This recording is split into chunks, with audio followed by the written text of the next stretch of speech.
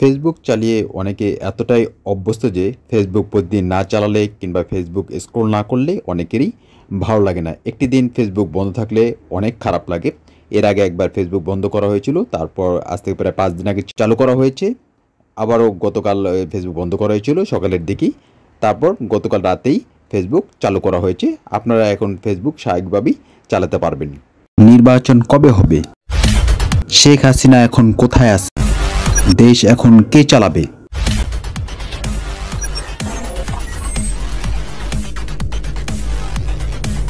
আসসালামু আলাইকুম ভিউয়ার, আশা করি আপনারা সকলেই ভালো আছেন। কোটা আন্দোলনটা মূলত গত মাসের মাঝামাঝি সময় থেকে শুরু হয় এবং ধীরে ধীরে আন্দোলন ব্যাপক আকার ধারণ করে। কোটা আন্দোলনকারীদের, ছাত্রছাত্রীদের এবং দেশের আপামর জনসাধারণের একটি বড় দাবি ছিল যাতে কোটা ব্যবস্থাকে 10% মধ্যে নামিয়ে রাখা হয়। সরকার কিন্তু প্রথমে এই ছাত্রছাত্রীদের এই দাবি দেওয়া কিছুতেই মেনে নিতে পারতেছিল না, কিন্তু যখন দেখলো পরবর্তীতে আন্দোলন জোরালো হচ্ছে, আন্দোলন ব্যাপক আকারে ধারণ করছে, অনেক ভাঙচুর হচ্ছে, অনেক অগ্নিসংযোগ হচ্ছে, তখন বাধ্য হয়ে সরকার কোটা ব্যবস্থা 7% মধ্যে নামিয়ে আনে। যেখানে ছাত্রছাত্রীরা 10% দাবি করেছিল, কিন্তু সরকার কিন্তু 7% মধ্যে নামিয়ে আনে এবং সেখানে তারা জেলা কোটা এবং নাতি নাতনিদের, মানে মুক্তিযোদ্ধার যে নাতি নাতনি আছে সেই কোটা কিন্তু একেবারেই উঠিয়ে দেয়। এবং এক্ষেত্রে কিন্তু আমরা 4-5 দিনও আগেও দেখেছি আন্দোলনটা কিন্তু একেবারেই স্তিমিত হয়ে আসছিল, কিন্তু স্তিমিত হয়ে গিয়েছিল বলতে যায়। আর কিন্তু এই সাথে সাথে ছাত্রছাত্রীদের কিন্তু যে 6 সমন্বয়ক ছিল এই কোটা আন্দোলনের, এই 6 সমন্বয়কের এবং অন্যান্য ছাত্রছাত্রীদের একটা বড় ধরনের দাবি ছিল এবং বেশ কিছু, একটা না বেশ কয়েকটা এই দাবি ছিল যে কোটা আন্দোলনের মধ্যে যারা অংশগ্রহণ করেছে তাদেরকে যাতে সকলকে মুক্তি দেওয়া হয় এবং সরকার যাতে আর কাউকে কোনো ধরপাকড় না করে এবং তাদেরকে যাতে কোনো হয়রানি না করে, এবং সাথে সাথে যারা মারা গেছে এই কোটা আন্দোলনের মধ্যে পুলিশ কিংবা পুলিশদের গুলিতে যেসব, কিংবা আওয়ামী লীগের যারা সন্ত্রাসীপন্থী ছিল এই সন্ত্রাসীপন্থীদের গুলিতে যারা মারা গেছে, এই মৃত্যুগুলো যেসব পরিবারের যে অজস্র ক্ষতি হলো, বিপুল পরিমাণে ক্ষতি হলো, এর বিচার যাতে করা হয় এবং তাদেরকে যাতে ছাত্রছাত্রী যারা কোটা আন্দোলনে অংশ নিয়েছে তাদেরকে যাতে কোনো প্রকার হয়রানি না করা হয়। কিন্তু আওয়ামী লীগ সরকার কিন্তু এক্ষেত্রে বড় ধরনের একটি ভুল সিদ্ধান্ত নিয়েছে এবং এর মাসুলটা কিন্তু আজকে তাদেরকে দিতে হলো। আওয়ামী লীগ সরকারের পতন হলো এবং জননেত্রী শেখ হাসিনা, প্রধানমন্ত্রী শেখ হাসিনা কিন্তু পদত্যাগ করে দেশ ত্যাগ করতে বাধ্য হলো। যাই হোক, এই প্রসঙ্গটা আমি আপনাদের কাছে আরেকটু পরে আসতেছি, এই মাঝখানে আরও কিছু কথা বলা দরকার।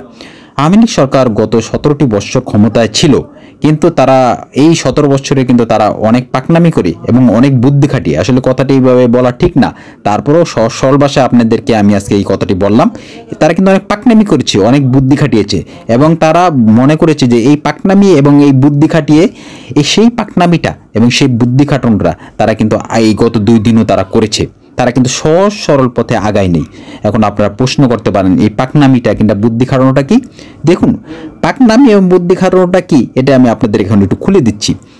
গত 17টি বছর যে তারা ক্ষমতায় ছিল অনেক পাকনামি করে, এই যে আন্দোলনটা কিন্তু একবার থেমে গিয়েছিল বলতে গেলে গত 4-5 দিন আগে, কিন্তু তারা যখন ছাত্রছাত্রীদের সেই দাবি দেওয়া উপেক্ষা করে তারা সিসি ফুটেজ দেখেছে, মানে পাকনামি করে করে সিসি ফুটেজ দেখেছে তারা যে আন্দোলনে কারা অংশগ্রহণ করেছে, তাদেরকে আবার পুলিশ দিয়ে রাত্রে বিভিন্ন বাসায় গিয়ে এই আন্দোলনকারীদের ধরেছে, থানার মধ্যে ঢুকিয়েছে, জেলখানার মধ্যে ঢুকিয়েছে।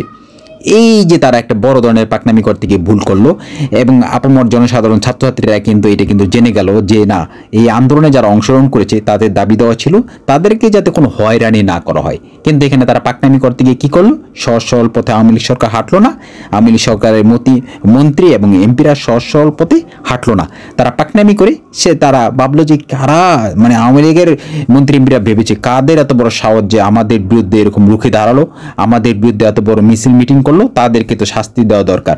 এই যে তাদের এই পাকনামিটাই কিন্তু তাদের এই ধ্বংসটা ডেকে আনলো।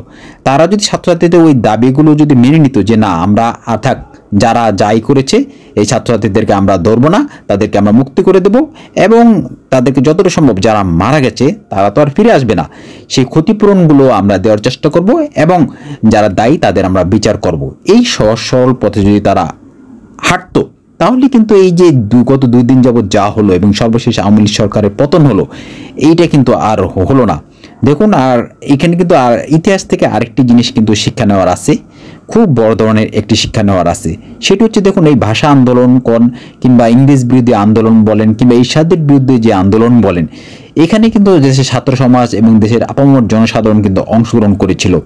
এবং যেখানেই যে ছাত্র সমাজ এবং দেশের আপামর জনসাধারণ অংশগ্রহণ করে, ওই আন্দোলনকে কিন্তু কোনো সরকার, কোনো শক্তি পারে না আর ঠেকিয়ে রাখতে। এই জিনিসটা কিন্তু আবারও একটা প্রমাণ হয়ে গেল। দেখুন, এই আওয়ামী লীগ সরকারকে গত 17টি বছর তারা ক্ষমতায় ছিল, প্রথম নির্বাচন বাদ দিয়ে, মানে 2009 সালে যে প্রথম নির্বাচনটি হলো, 2005 সালে বিএনপি সরকার নামার পরে 2006 এবং 2007 এই 2 বছর ফখরুদ্দিন সরকার ক্ষমতায় ছিল।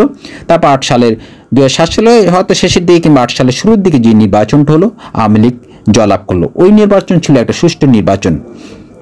কিন্তু পরবর্তীতে যতগুলো নির্বাচনই হলো, ওগুলো কিন্তু একপেশি নির্বাচন, মানে আওয়ামী লীগ যেখানে পাকনামি করেছে, বুদ্ধি খাটিয়েছে, একতরফা নির্বাচন হয়েছে। আর সেই পাকনামি এবং বুদ্ধি খাটানো তারা ভেবেছিল এবারও করবে। কিন্তু এখানে কিন্তু একটা বড় ধরনের শিক্ষা কিন্তু তারা পেয়ে গেল এবং একটা বড় ধরনের সত্য ফুটে উঠলো। দেখুন, যে কাজটা যে কাজটা বিএনপি এবং জামাত ইসলাম গত 17টি বৎসরও পারেনি, বিএনপি, জামাত কিংবা জাতীয় পার্টি যাই বলেন না কেন, কিংবা দেশে যে আরও ছোট ছোট দলগুলো আছে, তারা কিন্তু এই 17 বৎসরের মধ্যে আওয়ামী লীগ সরকারকে ক্ষমতায় নামাতে পারেনি। কিন্তু এখানে একটি শক্তি কথা কিংবা একটি সত্য আবারও প্রমাণিত হয়ে গেল, যেখানে ছাত্র সমাজ এবং দেশের আপামর জনসাধারণ অংশগ্রহণ করবে, সেই আন্দোলনকে কেউ ঠেকিয়ে রাখতে পারবে না। এই সত্যটি বোঝার জন্য আপনারা আর কি 200 বছর, 300 বছর, 500 বছর যেই দিকেই তাকান না কেন, এই সত্যটা কিন্তু প্রতিবাদ হয়ে যায় সুস্পষ্টভাবে। ইংরেজরা যখন আমাদের দেশে প্রায় 200 বছর আমাদের দেশকে তারা যখন 200 বছর শাসন করেছে, তখন কিন্তু দেশের আপামর জনসাধারণ কিন্তু এই ইংরেজদের বিরুদ্ধে কিন্তু খেপে উঠেছিল, যার ফলশ্রুতিতে কিন্তু তিতুমিরের বাসাইকেল্লা বিদ্রোহ, ফরাজি আন্দোলন, ফকির বিদ্রোহ, এরকম বিভিন্ন বিদ্রোহ কিন্তু হয়েছে। এবং শেষ পর্যন্ত ইংরেজরা বাধ্য হয়েছে এই দেশ ত্যাগ করতে, এই উপমহাদেশ ত্যাগ করতে। তারপরে যদি আপনারা ভাষা আন্দোলনের দিকে যদি তাকান, 1952 সালে ভাষা আন্দোলন, যেই ভাষা আন্দোলনের মাধ্যমে আমরা বাংলাকে আমাদের মাতৃভাষা হিসেবে পেয়েছি, সেখানেও কিন্তু এই ছাত্র সমাজ এবং দেশের আপামর জনসাধারণ অংশগ্রহণ করেছিল, সেক্ষেত্রেও কিন্তু তাদের বিজয় হয়েছে। তারপর যে আপনারা এরশাদ সরকারের দিকে যদি তাকান, তারা এই স্বৈরাচার এরশাদ বলে কিন্তু দেশের ছাত্র সমাজ এবং আপামর জনসাধারণ কিন্তু রাস্তায় নেমেছিল এবং এই এরশাদ সরকারের কিন্তু পতন হয়েছিল। যাই হোক, এখন মূল কথা যেটি শুরুতেই শিরোনামের মধ্যে তুলে ধরেছিলাম, যে শেখ হাসিনা সরকার কোথায় আছেন। দেখুন, আমরা যতটুকু তথ্য পেয়েছি যে শেখ হাসিনা সরকার প্রথমে দিল্লি হয়ে এবং সেখান থেকে সে লন্ডনের দিকে যাচ্ছে। আশা করি এতক্ষণের মধ্যে সে লন্ডনে পৌঁছেও গিয়েছে। তবে এখানে আরেকটি কথা বলে রাখা দরকার, যে কথাটি আমি কিছুক্ষণ আগেও দু একজনের সাথে আলোচনা করলাম, নিরপেক্ষভাবে যেটি আমার মনে হয়, কারো প্রতি রাগ কিংবা ক্ষোভ নিয়ে নয়, যে এই শেখ হাসিনা কিন্তু আমার তো মনে হয় না আর জীবনে কখনো বাংলাদেশে আসতে পারবে। আর যদি আসেও, তাই কিন্তু বাদবাকি জীবন জেলে কাটাতে হবে। এখন আপনারা আমাকে প্রশ্ন করতে পারেন কেন আমি এই কথাটি বললাম। দেখুন, সে গত 17 বছরের মধ্যে কিন্তু উঠার পর অনেক যুদ্ধাপরাধীর বিচার করেছে, অনেক ফাঁসি টাসি দিয়েছে, অনেক হত্যাকাণ্ডের বিচার করেছে এবং অনেক জেল জরিমানা হয়েছে অনেকের বিরুদ্ধে। এইরকম বিভিন্ন কিন্তু এই বিচার করাগুলো যে ভুল ডিসিশন আমি তা বলবো না, কিন্তু এই বিচার করতে গিয়ে অনেকগুলো আপনারা হয়তো যদি ঠান্ডা মাথায় ভাবেন, অনেকগুলো কিন্তু আমার কাছে যেমন হয় ন্যায় বিচার কিন্তু সে করতে পারেনি। আর বাদবাকি আপনি যেসব বাদও দেন বিচার, হত্যাকাণ্ড কিংবা ফাঁসি টাসি, এসবের বিষয়টা যদি আপনি বাদও দেন, বাদবাকি যে 2-3টি নির্বাচন হলো একপেশি নির্বাচন, এটা কিন্তু অনেকেই কিন্তু এটা মেনে নিতে পারেনি। ঠিক আছে, সুতরাং এইগুলো যখন একজন মানুষের কাঁধের মধ্যে আসা পড়বো, তখন কিন্তু তার কিন্তু এই দেশে যদি আসো যাবজ্জীবন যে কারাদণ্ড হবে, আমার তো মনে হয় না যে এতে কোনো ভুল আছে। যাই হোক, দ্বিতীয় বিষয়টি হলো দেশ এখন কে চালাবে। দেখুন, যতটুকু তথ্য আমরা পেয়েছি কিংবা যা বুঝতে চেয়েছি, সেটা হচ্ছে দেশ কিন্তু সেনাবাহিনীর হাতে চলে গেছে। এখন কিন্তু সেনাবাহিনী দেশ চালাবে, পরবর্তীতে সুষ্ঠু একটি নির্বাচন, অবাধ একটি নির্বাচন না হওয়া পর্যন্ত। তবে এক্ষেত্রে কারো আর চিন্তা করার তেমন কিছু নেই, কারণ কি দেশের মধ্যে হরতাল অবরোধ হলে কিন্তু প্রচণ্ড বিশৃঙ্খলা, অনেক জানমালের ক্ষতি হয়, জিনিসপত্রের দাম বেড়ে যায় এবং সকলেরই সমস্যা হয়। এই সমস্যাগুলো আর হবে না, এই ক্ষেত্রে আপনারা নিশ্চিত থাকতে পারেন। আর সর্বশেষ যে প্রশ্নটি তুলে ধরেছিলাম এই ভিডিও শুরুর দিকে, সেটা হচ্ছে নির্বাচন কবে হবে। দেখুন, এটি নিশ্চিত করে বলা যায় না। নির্বাচন 2 মাস পরে হতে পারে, 3 মাস পরে হতে পারে, 6 মাস পরে হতে পারে। যাই হোক, বর্তমান যে সেনাবাহিনী সরকার সেটি চাবে সেনাবাহিনীর প্রধান যে দেশটাকে প্রথমে একটা স্বাভাবিক পরিস্থিতির মধ্যে আনা, তারপর সুষ্ঠু একটি নির্বাচন দেওয়া। যাই হোক, আমরা আশা করি এই বিষয়গুলোতে আর তেমন কোনো সমস্যা হবে না। মূল যে বিপদটি ছিল সেটি কেটে গেছে। আপনাদের সকলকে পরবর্তী ভিডিও দেখার আমন্ত্রণ জানিয়ে আজকের মধ্যে এখানে বিদায় নিচ্ছি। আল্লাহ হাফেজ।